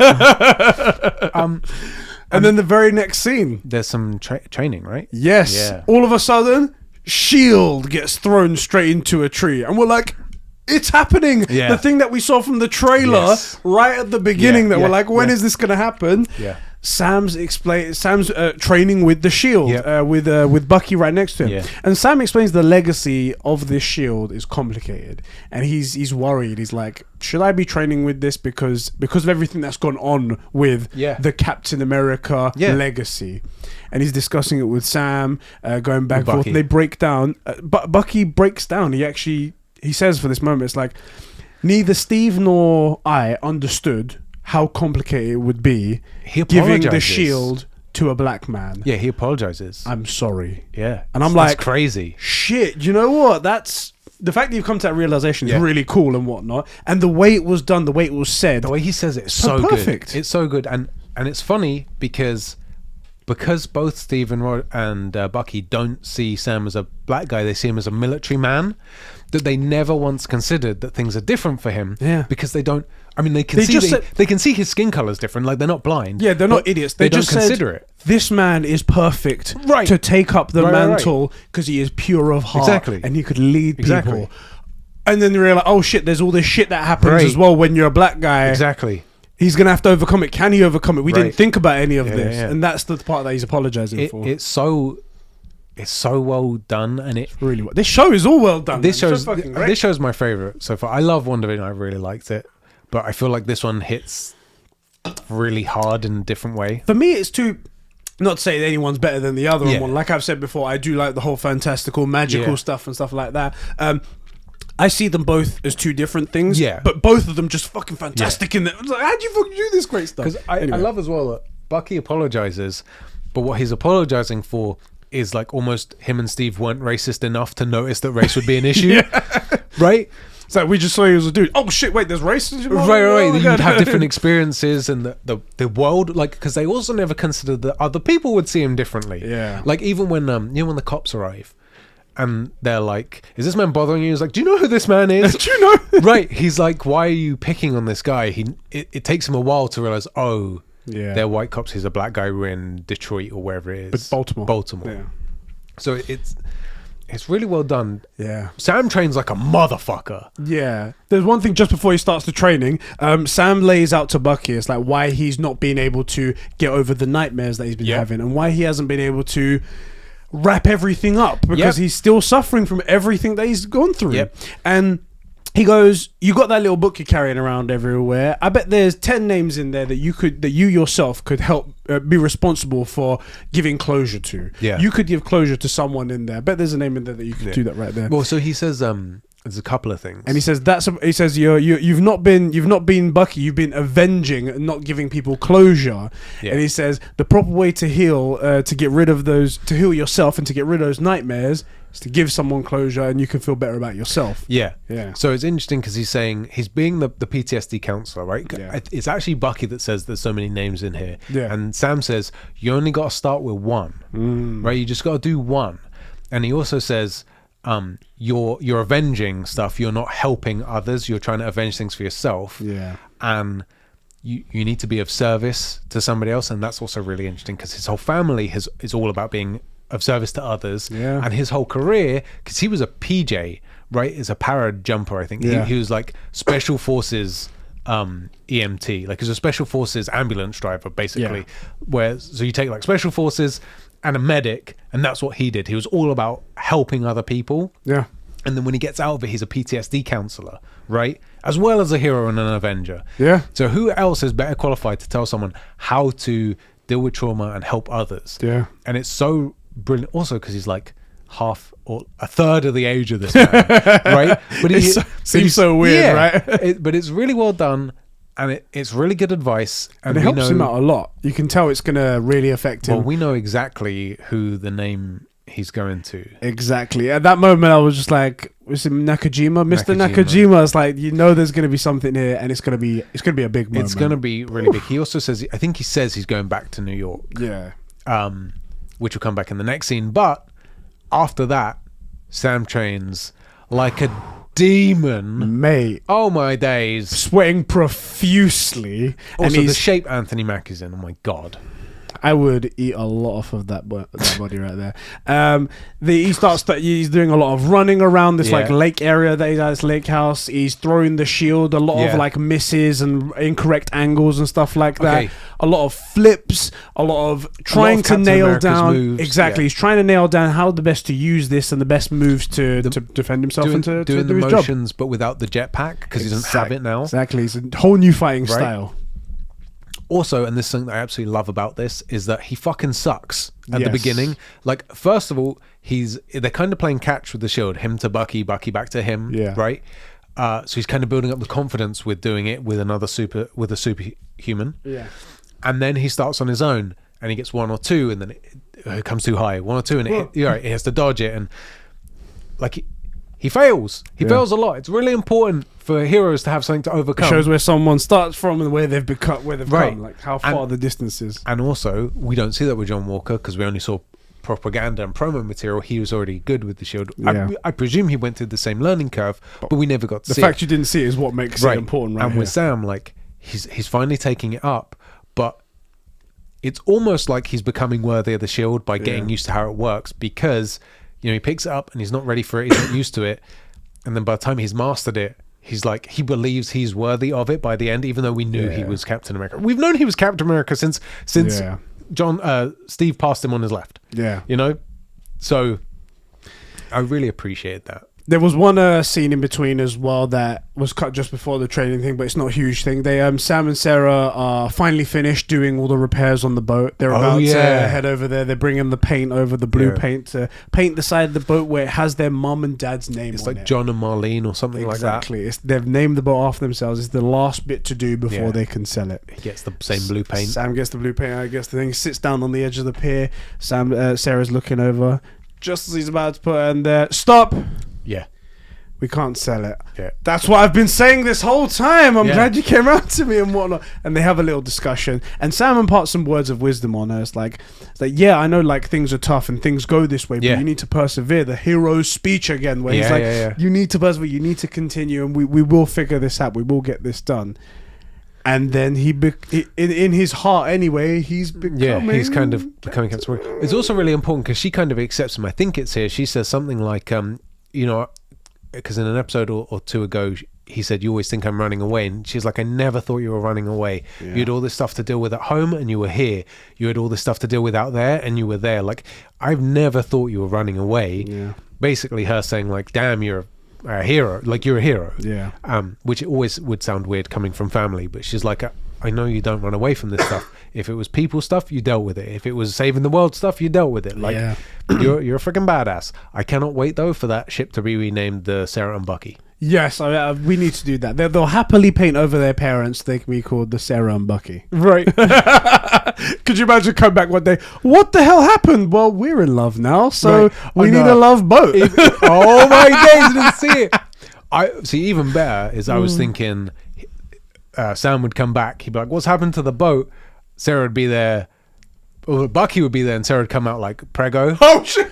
How long was How long were they apart? Jesus Christ! He's super seaman, bruv. It's like yesterday I was fine. Right. Today I'm 9 months saw pregnant. WandaVision. Damn it! WandaVision. Why didn't we see it? Do you know what? It's something to do with Hydra. I'm sure. Right. Definitely Hydra. Made you think Bucky's got like an octopus dick? Hydra. Mate, Sarah's one happy lady. You've been watching too much hentai. You're gonna have to take a break. Is there such a thing? You've been talking to George too much. That's what's been going on here. Hentai's art. Okay. We then cut to Carly. Yes. Move past that. Let's not. People are gonna take that. They're gonna be like, I want my life-size Monica Dambo waifu pillow with the Ahago face, Afro anime life-size. If you're out there, anyone who has made the artwork, put it on a pillow, send it to us at P.O. Box. We don't have one yet. We don't want So we cut to Carly. Yeah. And she's in the middle of a park, just out in the open. And she's meeting up with Jean-Luc Picard. That's right. The MMA fighter, apparently. Yeah. Who knew? I mean, it's a long career. Long career, this guy right here. And he decided he's going to become a terrorist. And he drops off some weapons. In the middle of the freaking park, it's just like, hey, here's some AKs and some Glockomatics. And there's like some... grenades. It looks like some next generation stuff in there as well. It looked like almost... You know those beads that the Wakanda woman had? Yeah. It was like bigger versions of those almost. But it was only a quick look we had. And I was like, what the fuck is this? Yeah. Anyway, serious stuff. And one of the other guys that's working with Carly is like, so we're working with criminals now. And it's like... and Carly kind of drops a truth bomb, but it's not a good truth bomb. It's like, we were always criminals. And it's like... Yeah, fair point right there. I feel like breaking into government GRC facilities, stealing their trucks, bombing the place that one time... stealing all that money from the bank in Zurich or wherever it was. We're just innocent freedom fighters looking to do the right thing, looking out for the little guy. That's what it is, right? We're looking out for the little guy, right? That's what we're doing. Oh shit, loads of people are dead because of us. No, we're still looking out for the little guy. These guys are really naive, but they clearly wanted to do a good thing, but things have just gone really mad. She pops her Flag Smasher app and pings everyone in the thing. Also, go on. These are just like regular people that have turned up to the park, right? Yeah. Why do they all walk like they're mind controlled, or from like V for Vendetta, or have you noticed all the guys? They look like they're mercs. Yes. There's this one guy in particular who like is the main focus of one of the shots of all the people walking up. That guy's a mercenary. That guy is the guy you hire to be Mr. Muscle with an AK. You know, just literally came off of a paid mission, private security mission, where he stormed a building, stole a priceless artifact from the hands of a dictator, killing everybody along the way, freedom fighter, and then he just went to the middle of this park to just to chill out. Exactly. And then immediately he got a message. He's like, "That's it, I'm back up again." Oh, my Flag Smasher app. Exactly right there. 5 new notifications. And what's really funny is that apparently they have a lot of followers now because of everything that's been going on and whatnot, despite having killed loads of people and it being reported on. One of the things that bugs me, I gotta say, go on. They're supposed to be like, unite the world. Everybody's been all over the place because of the GRC. Almost everybody in this park's freaking white. Yeah. And Carly's notably not white. She's like the most interesting mix of things where she's like mixed race but has the red hair. Yeah. But is like obviously has like some African in her. She's got all of that, and then on top of all of every single person in her group is like there's a black guy, there's an a Asian good couple guy, of races in there, and then they add like the fact that she's ginger, the most hated form of person in the world. Yeah, and it's like great, we've got a good mix. That's how you know she's the bad guy. Exactly right there. And then all when everybody people turn up, when all these white people start walking over, and they've all been notified by the app, the camera sort of pans up, and you find out. They're in New York. Which is what Bucky's coming back here. Oh God. What's going on? And then previously it was all in Europe and that's right. They moved over to New York right here. And this must be where their big plan is going down because she said the movement is ready. Sam gets a call. We cut. Yeah, Sam gets a Torres. call. Torres is like, "Oh, we've had all these pings previously. They've been all around Europe, but we just had one happen right now, and it's in New York. I'll take this. I'm on my way." Straight away, he gets mobilized. Just before that happens, before that bit, rewind. Don't even forget about that bit right there. We cut to the GRC Council. Yes, that's right. The GRC Council. They're chatting about.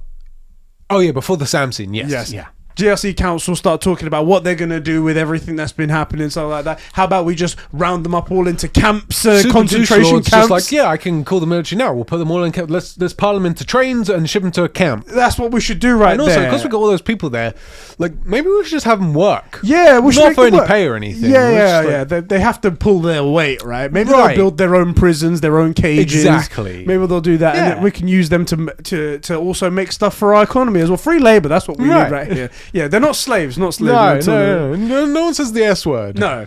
And then the GRC Council gets hacked. The lights go off. The red lights turn on. That one guy from the Mr. Muscle, I'm definitely a mercenary, not a mercenary, who just happens to be head of security for the GRC. It's like one world, one flag, or something like that. He like pulls a switch or something. Yeah, and that's where everyone gets hacked. Yeah. And is it Carly busts in at that point or something like something like that? I forget. Anyway, they get taken over at that point. Then we cut to Torres saying what happened. Yeah. There's one spot in New York, and he goes, "Don't worry about it. I've got it from here." And then he turns over and he sees his case that was left by the Wakandans. The box looks so good. What's in the box, Sam? And he puts his thumb up against the thumb scanning plate. Turns blue. And it just opens up and you get a slight glimpse, but not enough. And then it cuts to a shot of his face. And he's shocked.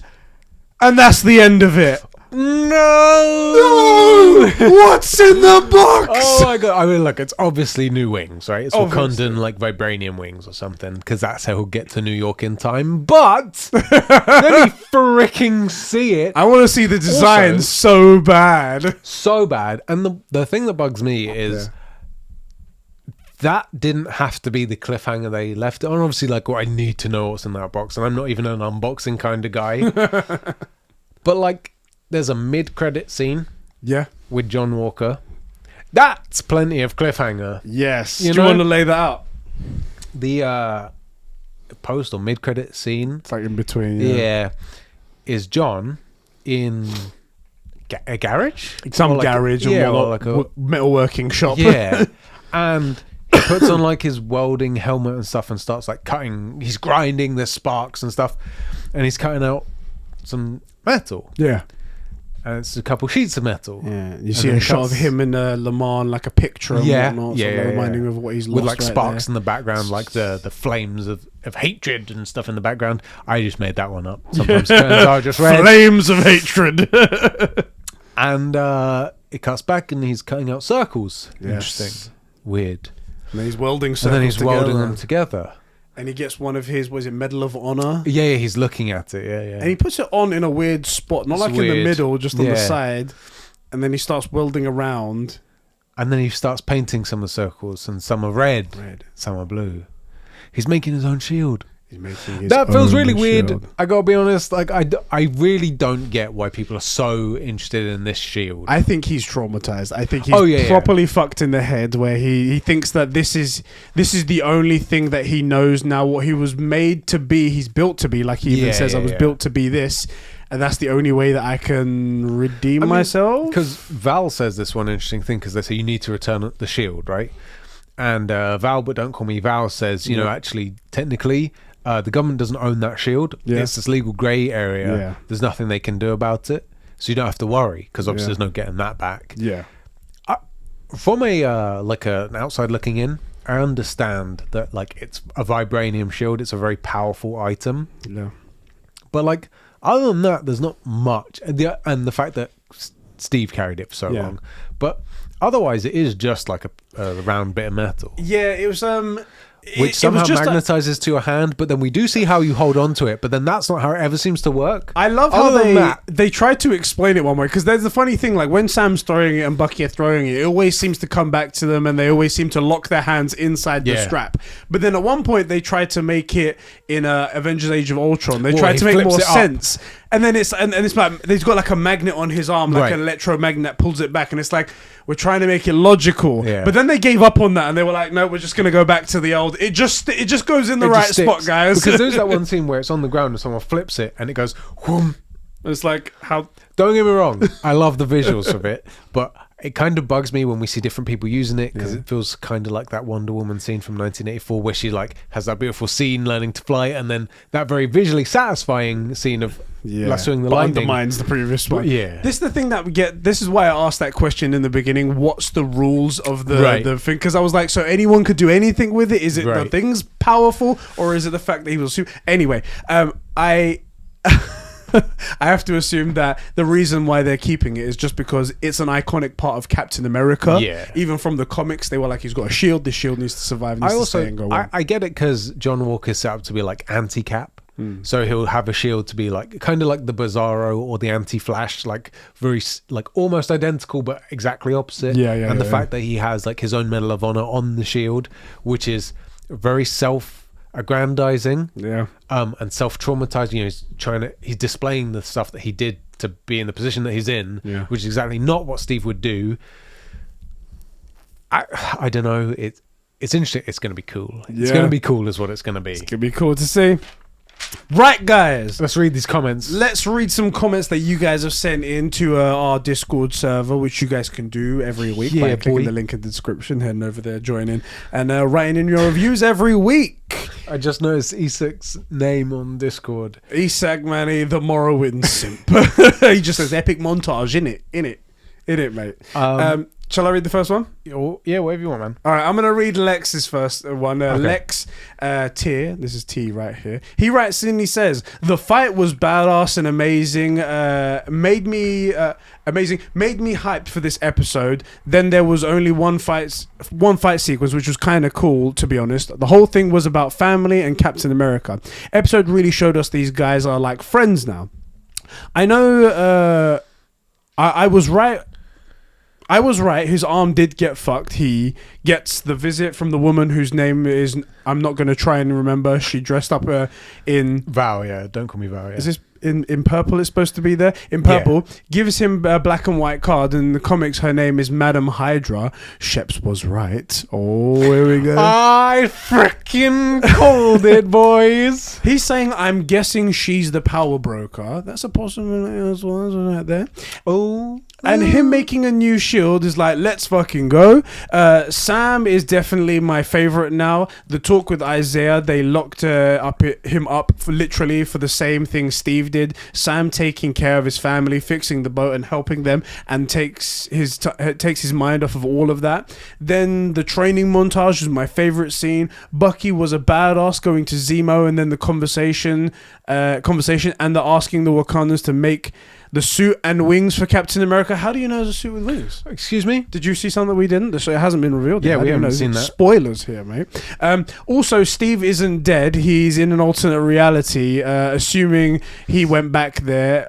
Yeah. No, Steve's an old man. He's like, look, Isaiah's probably got one good fight left in him. Yeah. Steve's like 90, like aged to the point where he's a 90-year-old man. He's got no fights left in him. I think there's no way that anyone can be writing this, because they made rules in Endgame saying that you can't go to affect your reality if you go back in time. However, they did do that in the very last scene with Steve coming back. So nothing, it makes sense. Okay, that was just one thing we just had to ignore. They did it so they can pan the shield over. That's all they did. That's all I have to say. Can't wait for Cap and US Agent. Thank you very much for writing in, Brett. Thank you very much. I'll do Alfie and Juices. Go ahead. Cabbage Farmer, Alfie says, episode 5 was definitely the best episode so far. Definitely strong. It's either the best or the second best. So good, so good. I love it when the show isn't afraid to take it slow and focus on character. The moment when Sam and Bucky are throwing the shield made me tear up a little bit. The therapist was what The therapist was what Bucky got, but Sam was the therapist that Bucky needed. Oh, yeah. Also felt so satisfying to see John Walker get absolutely annihilated, and now we can finally see him become US agent. Yeah. It's really interesting because he's right, but about Sam being what Bucky needed, but they couldn't have ever had that conversation if they didn't have the conflict and growing together and dealing with Zemo together, and they needed to like dig their way out of the hole to then be able to like speak openly about stuff without being guarded, if that makes any sense. I get you. I feel you. Juice says, I loved almost every minute of this episode. Honestly, a lot of stuff with Sam and the boat was a bit boring in my opinion. Interesting. This is not about the boat though. Yeah, it's about them building. Anyway, go on. Apart from the boat stuff, though, everything else was amazing. I think that John is going to end up working for Hydra, since that was Madam Hydra who spoke to him, and he's making a shield to fight Sam and Bucky. Who called it, boys? Also, I'm certain that Torres is going to become the next Falcon, which is what happens in the comics. Considering he took a lot more interest in Sam's wings after they were destroyed and Sam let him keep them. Whether he becomes Falcon episode 6 or later down the line, I don't know, but I'm sure he will at some point. So interestingly, I think Sam's cap has both the wings on the shield, correct? Yeah, that's I don't know if that was, I saw a picture, but I don't know if it was fan art someone drew up or if that was what was supposed to be going on. Right. But he is, if what we're thinking is correct, the Wakandans made him a suit again with wings, then it will be with wings and have the shield as well. I don't know. This is uncharted territory for me. Yeah. I know I like to read up on some stuff, but I didn't read up on this part yet. I don't. I like to be the idiot that kind of makes theories as they go and take stuff from what they know of. And then 2 shows later, it is Hydra. I called it. Car 56 writes in. He says, love the fight scene with John Walker, Sam and Bucky. Somehow Sheps' Hydra theory was kind of right with Madam Hydra showing Yes, up. he was. And the Isaiah, I hate that you guys are giving him fuel for his flame. And the Isaiah scenes were good, as well as the boat montage. Can't wait to see the finale on Friday, which is probably when this episode is going up. Yeah. Which is going to be interesting. I really want to say that the boat stuff and the montage. I love the montage of him calling everybody. Yeah. Because it gets back to... he's the kind of hero that Steve was back in the day. Like, Steve knew the people in his area in Brooklyn. I want to say Brooklyn. Yeah. Him and Bucky, they knew each other. Yeah. Right? They knew the people around them. Even though Brooklyn was is in New York, it's a very big area. It was these tight-knit communities. And that's kind of exactly what Sam is. He's a people person. It shows that he's a people person because not only was his family involved, but he called people. He knew who he was calling. Yeah. He knew what their relation to his family was like. They know everyone. Yeah. And that's what Steve was, and that's what Sam is. Yeah. Also, because early on, Sam speaks in, they're in Algeria, right? Him and Torres, after he takes out the helicopters. Yeah. And he speaks in whatever they speak in Algeria. Yeah. Algerian. He speaks in that language Yeah. to the guy, which is exactly how Steve was. Yeah. And it's exactly how John Walker wasn't, in Germany. He was like, get me a freaking translator, right? It's really well done. Anyway, I think the boat stuff, I know some people didn't like it. It's not so much about the boat.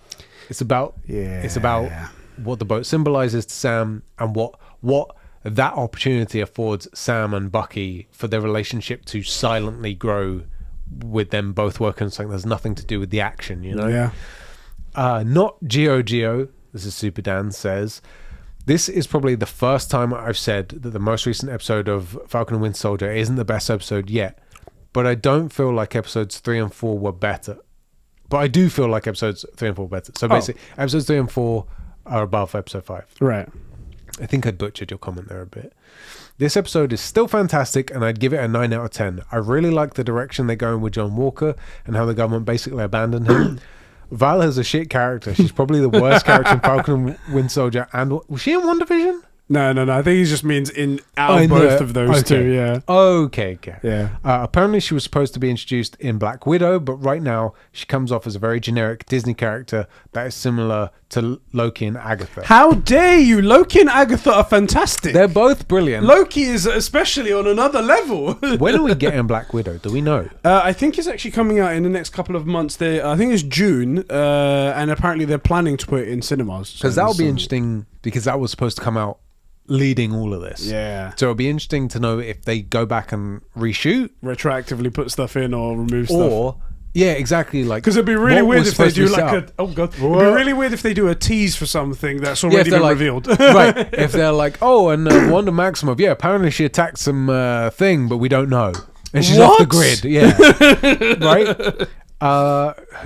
Another freaking underscore, man. Yeah, underscore, who is not Diogo. It's definitely not Diogo. Frick that guy. But whoever this person is, they love John Walker. They do love John Walker. Stop with the essays, he says, and there was mine. He goes, really love this episode. Personal favourite moments were the training montage, Bucky waking up to see Sam's nephews playing with the shield. Bucky waking up to see his future children. Yes. Playing with his best friend's children. Shield. Exactly. Diogo, did you ever get anything right? God, he's done nothing right in this whole damn... why do we even read his comments out?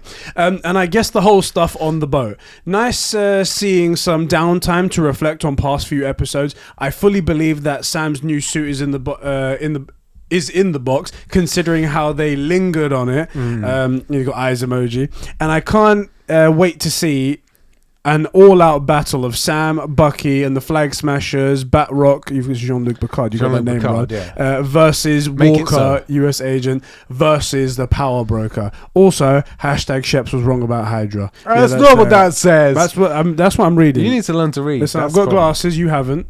Therefore, I do want to say, so he's saying about Bucky waking up and seeing Sam's nephews. Yeah. For me, the highlight of this episode, and I did like the whole episode, but the absolute highlight was that stuff back at Sam's house, and I know like some people don't agree, but the boat montage. I thought it was great. I liked it a lot, but I also loved the Bucky scene where he wakes up on the sofa, right, where he's not sleeping on the floor, he is sleeping in what amounts to be a bed. He wakes up to innocent laughter. For once, not a nightmare. It's sunny, it's bright. For the record, I absolutely love Sam and I absolutely love Anthony Mackie, but I vibe better with Bucky's story.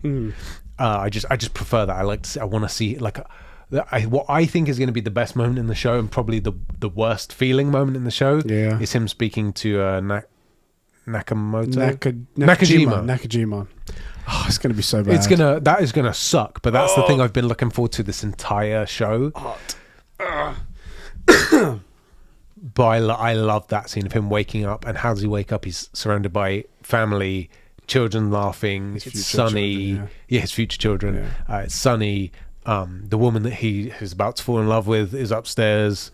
I really love that. I want to know how they're gonna do this, because as well as the romance between Sarah and Bucky, there's also the very real fan theory romance of Sam and Bucky getting together. Yeah, it's gonna be interesting. I don't know how they're gonna juggle it. You've got two dads and a mum. I don't know how this is gonna work, kids. Where in the South are they? Because if it's Alabama, right? Ooh, so like the whole Sam, it's totally fine. The whole Sam, Sarah, Bucky tricycle could work. To be Eiffel Tower every night.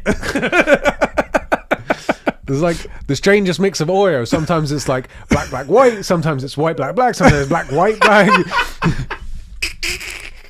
We're disgusting humans. We probably should have saved that one for the Combros podcast. Let's put it in that we one. took it from like the whole like deep South mixed race relationship probably is heavy enough as it is, and then we added this whole level of incest. Not even step bro, it's just bro. Yeah. As long as she goes out her afro, I'll forgive her anything. Anything. But says nice. That's a good one right there. Thank you for that comment. Meaty comment. I'll take Rohit. Yeah, this is the last one. Yeah, Rohit says, this and last episode were my favorite of this show. I totally agree. The episode started very strong with the fight between Sam, Bucky, and Walker. He tried to kill both, and they... Excuse me, I'm totally burped. He tried to kill them both, and they broke his arm. Also, they nerfed Bucky a bit. Other than that, a very good fight. So I think he was quite powerful. I think he was going quite well. He would have. I'm a Sebastian Stan. Yes, but Bucky would have demolished that guy if he was trying. You know how like at the beginning when he fights those flag smashers, and he's not serious and he kind of just gets beaten up a bit, and then the second he's actually down to fight, he just punches one through a wall. Yeah, that's Bucky Barnes, right? He's not to be fucked with. And there was a weird thing as well in that fight. He gets hit into like a forklift and his arm like shorts out for a second, he gets but then into like a power thing, and you see his arm is like going like that, like it was just twitching, right? And then after a second, like it resets. I don't know. It's weird, but Bucky would have demolished him if he was trying to kill him. Like that guy can't beat the Winter Soldier. Steve had a hard time fighting the Winter Soldier. Yeah, you know? In fact, Steve was getting beaten up at one point, like he was about to go down. Anyway, go on. Sorry. So they nerfed Bucky a bit, but other than that, a good fight. The scene with Isaiah was so good; it reflects real life. How the racism wouldn't have allowed a black man to take the mantle. Bucky finally handing Zemo to the Wakandans, but they take him to the Raft Thunderbolts setup. Wink, wink. Maybe, yeah. That's just one eye though. No, so or is that like an Illuminati thing? The best part of the show was Sam and Bucky on the boat working together and bantering. I agree. And is Sharon being a triple agent? No, she's the power broker. Power broker. We've told you. This is the hashtag Eddie was right. Why is she working with Jean-Luc Picard?